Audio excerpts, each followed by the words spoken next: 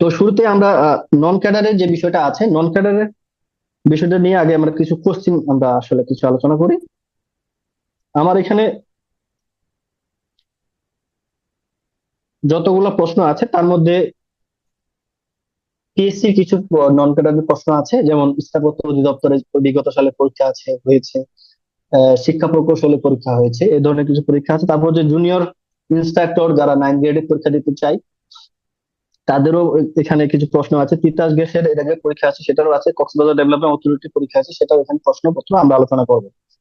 এবং এখানে একসাথে সেমিনারটা করার উদ্দেশ্যটা হচ্ছে এটাই, যে এখানে মূলত আর্কিটেকচারে যারা ব্যাচেলর করছি আমরা, এবং যারা ডিপ্লোমা ইন আর্কিটেকচার এবং diploma in architecture interior design, সবগুলো প্রশ্নপত্র বিশ্লেষণ করে আমি যেটা জানতে পারছি বা দেখতে পারতেছি যে সিলেবাস প্রায় সেম, একই। প্রশ্নের ধরন বা একটু চেঞ্জ হয়। যখন আমরা 9 গ্রেডের উপরে পরীক্ষা দিব তখন সাধারণত প্রশ্নগুলো একটু পলিসি লেভেলের কিছু প্রশ্ন থাকবে। আবার যখন আমরা 9 গ্রেডের নিচে পরীক্ষা দিব তখন সাধারণত রুলস রেগুলেশন বা যখন আমরা সিম্পল থাম্ব রুল যেগুলো আছে সেগুলো বেস করে প্রশ্ন হয়।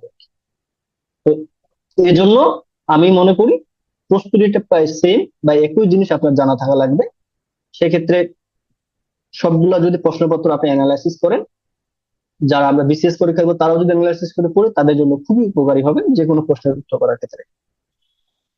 তো আমরা প্রথম যে প্রশ্নটা, এটা 2023 সালে লাস্ট যেটা হয়েছিল ডিপার্টমেন্ট অফ আর্কিটেকচারে পিএসসি কর্তৃক যেটা হয়েছিল সেটা, সেই প্রশ্নটা আমরা অ্যানালাইসিস করে দেখবো যে আসলে আমাদের সিলেবাসটা কি, আমাদের কোন টপিকস বা কোন বিষয়ে পড়াশোনা করতে হবে।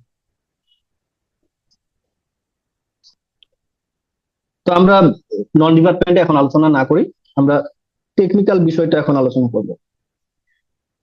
আশা করছি দেখা যাচ্ছে, কোনো প্রবলেম হলে আমরা জানাবো। তো আমরা প্রথম প্রশ্ন যেটা বিশ্লেষণ করি, define green building development and list the component required for green building development. অর্থাৎ এখানে সাধারণত গ্রিন আর্কিটেকচার বা গ্রিন বিল্ডিং সম্পর্কিত একটা প্রশ্ন জিজ্ঞাসা করছে। তার মানে আমরা যারা ব্যাচেলর করেছি তারা কিন্তু এই টপিকসটা আমরা জানি, যে গ্রিন বিল্ডিং বা আর্কিটেকচার পাবলিক আর্কিটেকচার, বা এটাকে আমরা আরেকটা জিনিস বলতে পারি সাস্টেনেবল আর্কিটেকচার।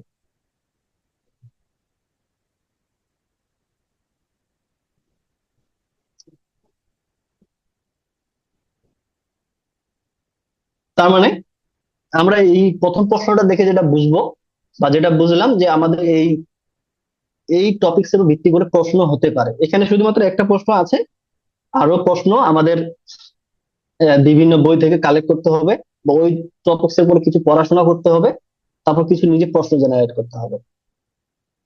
তাহলে প্রথম হচ্ছে গ্রিন বিল্ডিং, তাহলে এটা একটা আমাদের টপিকস হতে পারে বা আমরা সিলেবাস ধরতে পারি এটা। তারপরে discuss on primary characteristic of modern architecture. Modern architecture অর্থাৎ এটা হচ্ছে তাহলে হিস্টোরি অফ আর্কিটেকচার যে বিষয়টা আছে,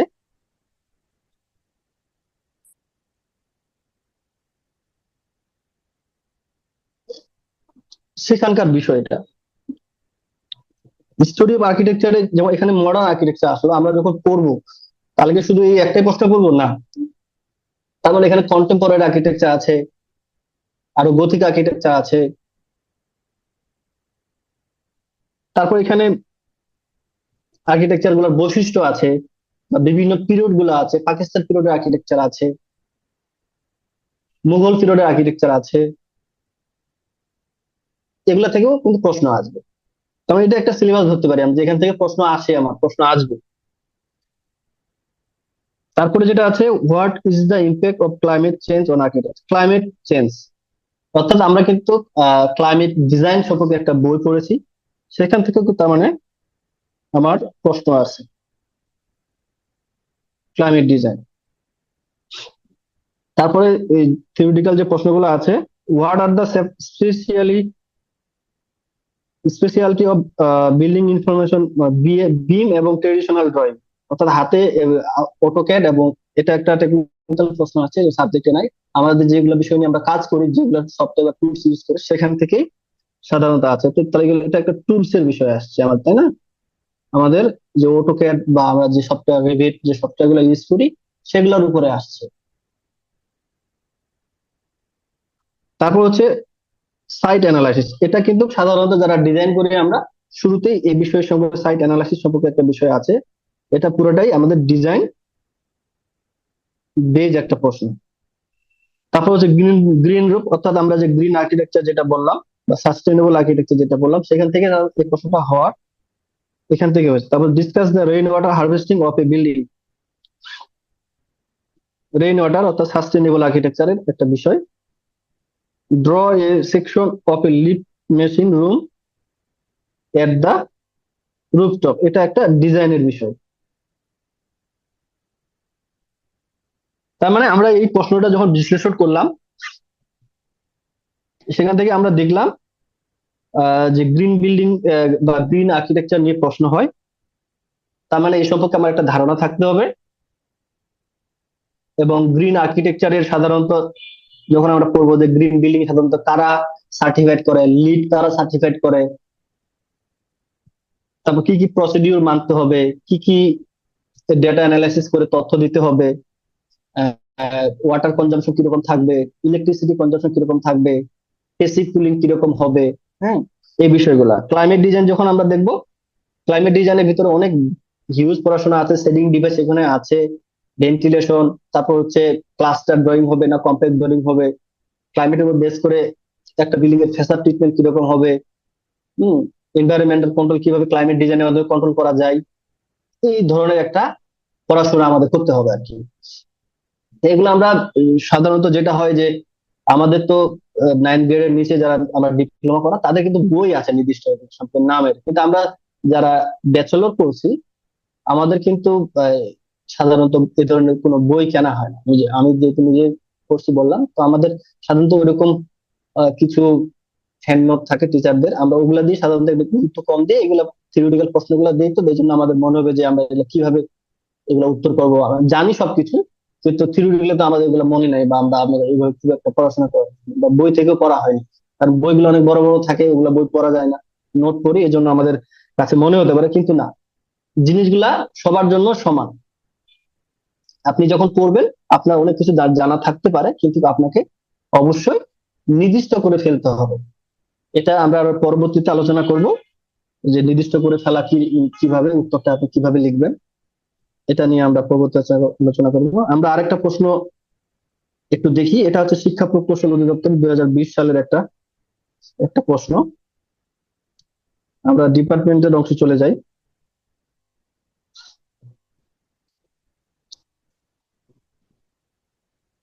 আমরা টেকনিক্যাল অংশে একটু বিশ্লেষণ করি। বিশ্লেষণ করে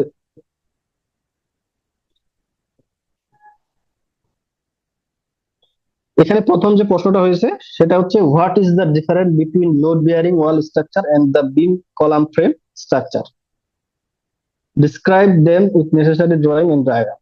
আচ্ছা, আরো আছে প্রশ্ন, আমি করলাম না। তার মানে এখানে যে প্রশ্নটা আসছে এটা অনেকেই বুঝে গেছেন যে এটা স্ট্রাকচারের একটা প্রশ্ন।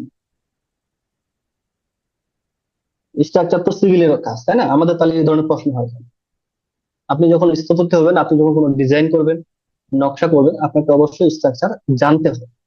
যার কারণে সাধারণত এই বিষয়গুলো আমাদের থিওরিটিক্যাল প্রশ্নে কিছু আসে আর কি। এখন আপনি এটার কোন বিষয়টা জানবেন, কতটুকু পড়বেন, সেটা একটা এরিয়া ঠিক করতে হবে। আমাকে কি আসলে পরীক্ষায় কোনো সময় রড ডিজাইন করতে দিবে যে রড কত মিলিমিটার রড হবে? না, দিবে। আমি একজন আর্কিটেক্ট হিসেবে আমার ফাংশনাল বিষয়গুলো বা অ্যাস্থেটিক বিষয়গুলা সাথে সামঞ্জস্য রেখে কিভাবে স্ট্রাকচার ডিজাইন করতে পারি, বা কোন ফাংশনের জন্য কোন স্ট্রাকচার লাগবে, কোথায় ফ্রেম স্ট্রাকচার লাগবে, কোথাও ওয়াল বিয়ারিং স্ট্রাকচার লাগবে, এই বিষয়গুলো সম্পর্কে আমার একটু ধারণা থাকতে হবে। আরেকটা বিষয় হচ্ছে যে এখানে যেমন পাইলিং কত প্রকারের, শুটিং কত প্রকারের, হ্যাঁ, এগুলা বিষয় সম্পর্কে ধারণা থাকতে হবে। তবে এই এরিয়ার ভিতরে আরো কিছু প্রশ্ন এভাবে জেনারেট করা যায়, অর্থাৎ যেটুকু শুধুমাত্র একজন আর্কিটেক্ট হিসেবে আমার জানা প্রয়োজন, শুধু সেটুকু। তার মানে স্ট্রাকচার আমাদেরকে পড়াশোনা করতে হবে। 2 নম্বর প্রশ্ন দেখি, what does sustainability means in rail architecture. তাহলে এখানে সাস্টেনেবল আর্কিটেকচার নিয়ে প্রশ্ন আসছে। তাহলে আমরা এর আগে যখন পড়লাম সাস্টেনেবিলিটি নিয়ে, বা আমরা এর আগে প্রশ্নপত্রে দেখলাম, তার মানে এটা একটা আমাদের সিলেবাসের অংশ ধরতে হবে। পড়াশোনা করলে অবশ্যই এই অংশ থেকে পড়াশোনা করতে হবে আমাকে।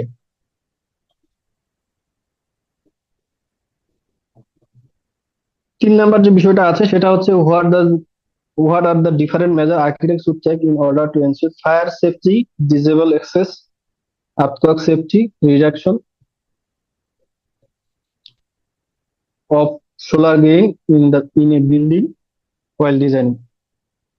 আচ্ছা, এই প্রশ্নটা হচ্ছে মূলত বলছে যে আপনি কিভাবে অগ্নি নিরাপত্তা নিশ্চিত করবেন, আরো অন্যান্য যে বিষয়গুলো আছে সেগুলা। তার মানে এটা হচ্ছে কোডের একটা বিষয়। তার মানে এটা আসছে ইমারত নির্মাণ বিধিমালা, আপনি 2008ও আমরা ধরতে পারি, অথবা আরেকটা বিষয় আছে বিএনবিসি 2020। এই দুটা বই আমাদের জন্য খুবই গুরুত্বপূর্ণ। এরপরে যে বিষয়টা আছে, যে কিছু নোট লিখছে ইউনিভার্সাল অ্যাক্সেসিবিলিটি, অর্থাৎ আমাদের ইউনিভার্সাল বা সার্বজনীন যে গম্যতার যে বিষয়টা আছে, ইউনিভার্সাল অ্যাক্সেস, এটা একটা আমাদের টপিকস। কারণ এটার উপরে অনেক হয়, কারণ ইউনিভার্সাল বিষয়টা আমরা যখন চিন্তা করবো তখন এটা বাথরুমে চলে যাবে, বাথরুমে ইউনিভার্সাল আছে, র্যাম্পে আছে, স্টেয়ারে আছে, লিফটে আছে। তো এই বিষয়গুলো আরো একটু ডিটেইলে আমাদেরকে জানতে হবে। কিচেনে আছে, বেসিনে আছে, সব জায়গায় এই বিষয়টা আছে। তারপর গ্রিন আর্কিটেকচার, আমরা কিন্তু এর আগেও যে এটা বলছিলাম সেখানে কিন্তু গ্রিন আর্কিটেকচার নিয়ে আমরা প্রশ্ন পাইছিলাম।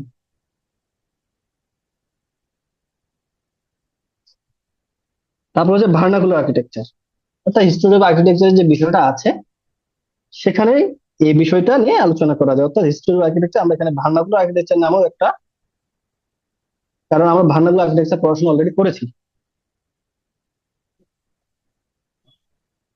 তাহলে ভার্নাকুলার আর্কিটেকচার।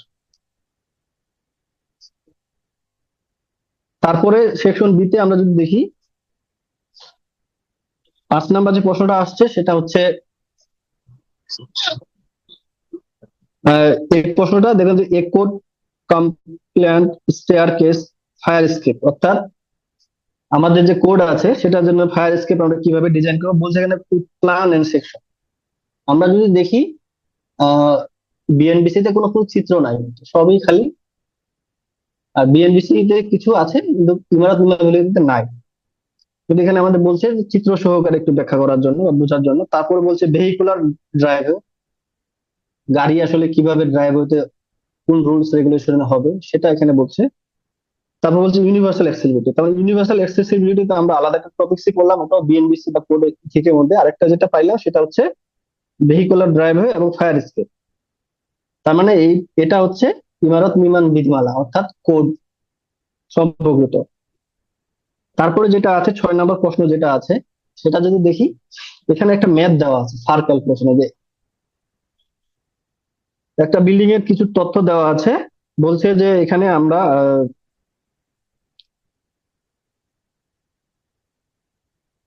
ম্যাক্সিমাম কত ফার্প হবে বা কত এমজিসি হবে, ম্যাক্সিমাম এলোয়েবল ফ্লোর এরিয়া কত হবে। তার মানে এটাও কিন্তু এই যে ইমারত নির্মাণ বিধিমালারই একটা প্রশ্ন। এগুলো সব ইমারত নির্মাণ বিধিমালার প্রশ্ন, এটাও ইমারত নির্মাণ বিধিমালা। তার মানে এই যে ইমারত নির্মাণ বিধিমালা এবং বিএনবিসি এটা একটা সংবিধানের মতো কাজ করবে। আপনি যে কোনো প্রশ্নের রেফারেন্স টানতে গেলে বা কোনো ভ্যালু দিতে চাইলে আপনি অবশ্যই এখান থেকে রেফারেন্স দিতে পারবেন, সেটা যে কোনো প্রশ্ন। এই এটা একটা গুরুত্বপূর্ণ টপিকস আমাদের হতে পারে। তারপর দেখি এই যে প্রশ্নটা আছে এই প্রশ্নের কিন্তু ওই যে দেওয়া থাকে, চার্ট দেওয়া আছে দুইটাই, ইমারত নির্মাণ বিধিমালা থেকে চার্ট দেওয়া আছে। অনেক সময় আবার থাকে না, যদি খুবই ছোট্ট অঙ্ক হয় যেখানে 5 তলার মধ্যে একটা, যেগুলো জেনারেলি সবাই জানে, এরকম কিছু জিনিস আবার মাথায় রাখতে হবে, আদারওয়াইজ সবকিছুই থাকে। আর কিছু কিছু টার্মস আছে যেগুলো আমরা ভাইভাবে জিজ্ঞাসা করবে, এই জন্য কিছু কিছু জিনিস যেগুলো ডেটা ভ্যালু আমার কয়তলার জন্য, কত স্কোয়ার ফিটের জন্য, এটা একটু মাথায় রাখতে হবে। আদারওয়াইজ বেশি কিছু মনে রাখার এখানে দরকার নাই, চার্ট সাধারণত দিয়ে দিবে। তারপরে 7 নাম্বার যে প্রশ্নটা আছে সেটা হচ্ছে design a small public toilet for both male and female user with universal access. এখানে কিন্তু ইউনিভার্সাল অ্যাক্সেস থেকে প্রশ্ন আসছে। তার মানে এটা ওই যে আমরা ইউনিভার্সাল অ্যাক্সেসিবিলিটি আমরা একটা আলাদা একটা টপিক ধরতে পারি, অথবা এটা আমরা ইমারত ইমান বিধিমালা অর্থাৎ বিএনবিসির মধ্যে রাখি। তা আলাদা একটা টপিক ধরাটাই বেটার, কারণ এখান থেকে প্রশ্ন আপনার পরীক্ষায় আসবেই, প্রায় আসে, না হলেও আপনার ভাই ভাই এটা জিজ্ঞাসা করবে। তারপরে যেটা আছে সেটা হচ্ছে একটা প্রাইমারি স্কুল ডিজাইন করার জন্য বলছে, একটা সাইট দিয়ে দেওয়া হয়েছে এখানে, বলে দেওয়া হয়েছে যে কোনটা ভেহিকুলার রোড আর কোনটা সাব রোড, এবং বলেছে কি কি থাকবে এখানে, কোন পাশে রেসিডেন্সিয়াল এরিয়া সেটা দিয়ে দেওয়া হয়েছে এখানে। এখানে অডিটোরিয়াম বলছে, অ্যাডমিনিস্ট্রেশন অফিস বলছে, প্লে ফিল্ড বলছে, লাইব্রেরি বলছে, ক্লাসরুম বলছে। বলছে এখানে একটা আপনাকে জোনিং টাইপের, স্কিমেটিক টাইপের, অর্থাৎ আপনি এরকম করে ভাগ করে just দিবেন যে এটা ফিল্ড।